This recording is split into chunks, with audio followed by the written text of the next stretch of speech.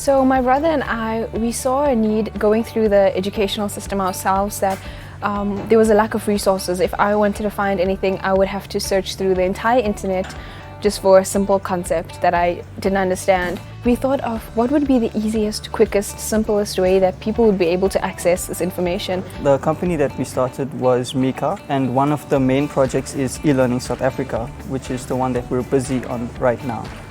eLearning South Africa is basically a website that populates open resources and structures them in the format of the South African syllabus from grade R to 12.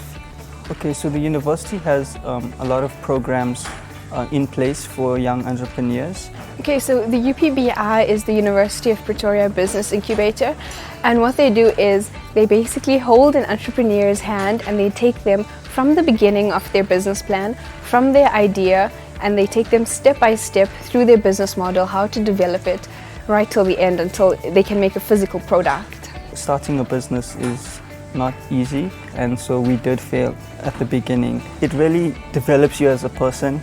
It makes you more responsible, it makes you more independent. It's okay not to know something.